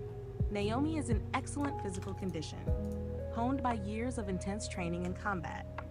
She maintains a high level of fitness with a slender but athletic build that allows her to move with agility and precision. Her strength and endurance are deceptive, belying her slight frame. Body features. Naomi's body is slender with an athletic build, reflecting her rigorous training and active lifestyle. She has a small bust and lean muscle tone, making her both nimble and quick in movement. Her physique is well suited for the close combat and stealth operations she often engages in. Facial features. Naomi possesses striking green eyes that convey both intensity and a hint of vulnerability. Her dark red hair, often worn in a practical style to keep it out of her face, contrasts sharply with her light, freckled complexion. Her facial features are both delicate and sharp, giving her an appearance that is both unassuming and memorable. Identifying features. Naomi's most identifiable feature is a small jagged scar just above her left eyebrow, a remnant of her escape from captivity. She also has a distinct tattoo on the inside of her left wrist, an abstract design that symbolizes her connection to the Voidwalker Syndicate, though she keeps it covered in public. Her light freckles and vibrant green eyes are additional features that make her stand out. Physical quirks: Naomi has a habit of flipping weighted objects, such as coins or small tools, between her fingers, a reflex that often calms her nerves and sharpens her focus. When in private or preparing for a mission, she practices this with knives, demonstrating her proficiency and comfort with the weapon. Apparel and accessories: Naomi's wardrobe is practical and understated, designed to help her blend into her surroundings. She typically wears dark, fitted clothing that allows for easy movement and concealment, often opting for a combination of tactical gear and casual wear. She is rarely seen without a pair of sturdy boots, a utility belt, and a lightweight jacket with hidden pockets. Naomi also carries a small, discreet pendant that serves as both a personal memento and a concealed tool for her operations. Specialized equipment: Naomi is equipped with a set of custom-made knives, balanced perfectly for both throwing and close combat. These knives are her preferred weapons and are always within easy reach, concealed in various holsters on her body. In addition to her knives, Naomi carries a compact, encrypted communication device, a set of lockpicks, and a portable hacking tool, all essential for her deep cover espionage work. She also has access to various disguises and false identification papers to aid in her covert missions. Special abilities: Naomi is exceptionally proficient in knife combat, both in hand-to-hand situations and as a precision thrower. Her training has made her a master of close quarters combat, where she uses her agility and speed to her advantage. Naomi's ability to move silently and strike quickly makes her a formidable opponent in any confrontation. She is also skilled in stealth, infiltration, and evasion, often using her environment to her advantage during missions. Character prototype: Naomi can be seen as a blend of Jason Bourne from The Bourne Identity for her intense training, physical prowess, and tactical mind, and Black Widow from Marvel Comics for her complex moral background, deep cover abilities, and the trauma she carries from a dark past.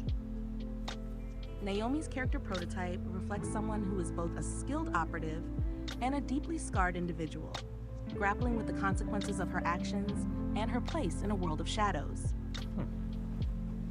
Interesting.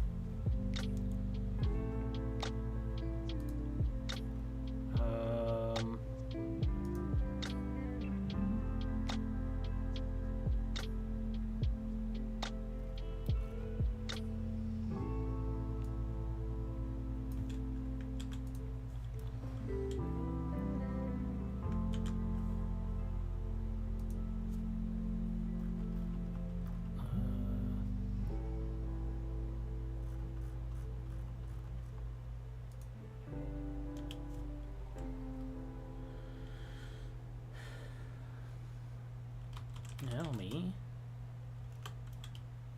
spends most of her time in deep cover, does not often wear tactical gear, opting for more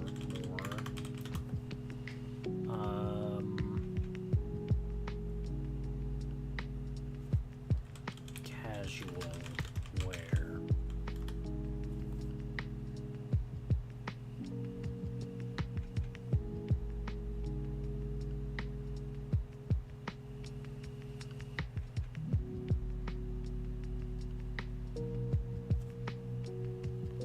She typically wears, yeah, okay.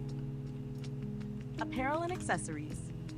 Naomi's wardrobe is designed to blend seamlessly into civilian life, reflecting her deep cover assignments. She typically wears casual, unassuming clothing that allows her to move freely and avoid attracting attention. This often includes simple jeans, fitted shirts, and comfortable sneakers, with a preference for neutral or dark colors that help her disappear into crowds. Naomi usually accessorizes with a nondescript watch, a crossbody bag for carrying essential items, and a lightweight scarf or jacket that can be easily shed if she needs to make a quick getaway. She also wears subtle, functional jewelry, such as a pendant that doubles as a small hidden tool or a bracelet with a concealed wire garrote, ensuring that she remains prepared for any situation without compromising her cover. Sweet.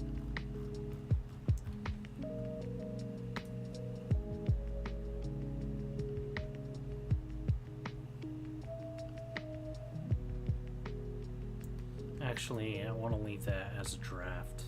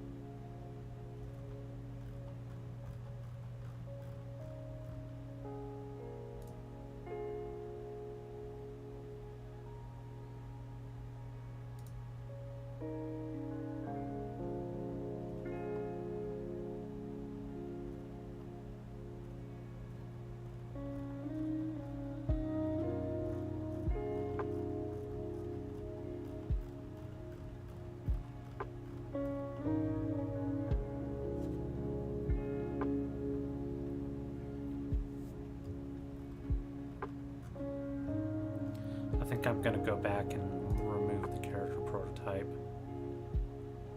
Let's see. No. Physical.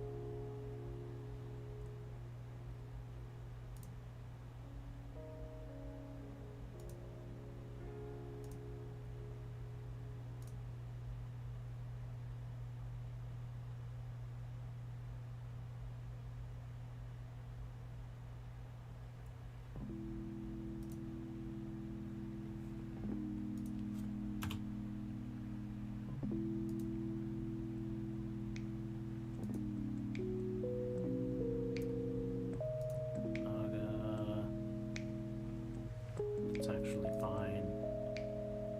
Nautilus.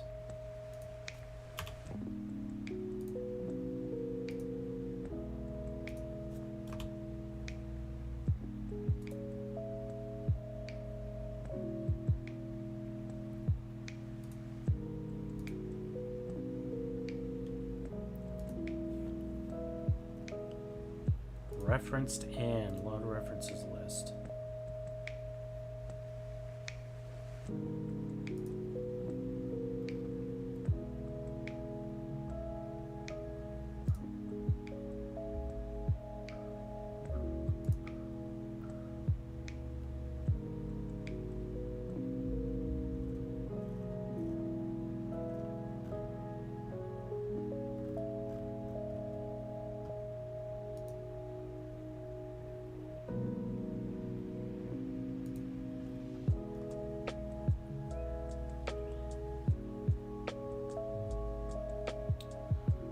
Alright, let's go back to... I keep wanting to say Lucy. It's not Lucy.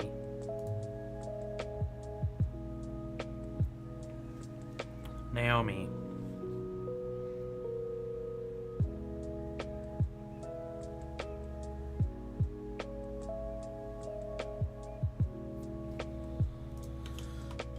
Virgo.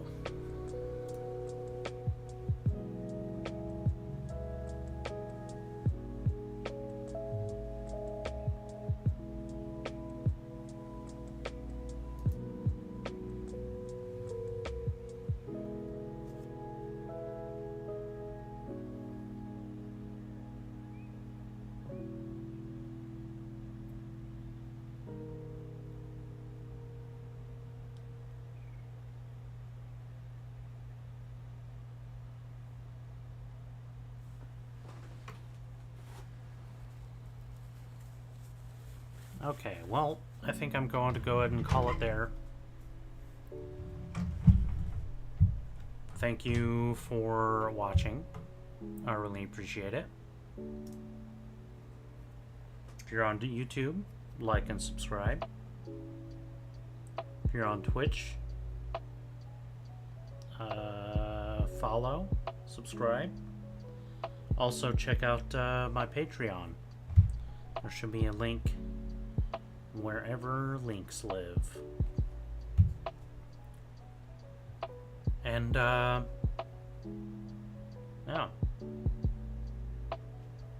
Until later, have yourself a good rest of your night. And, keep on trucking.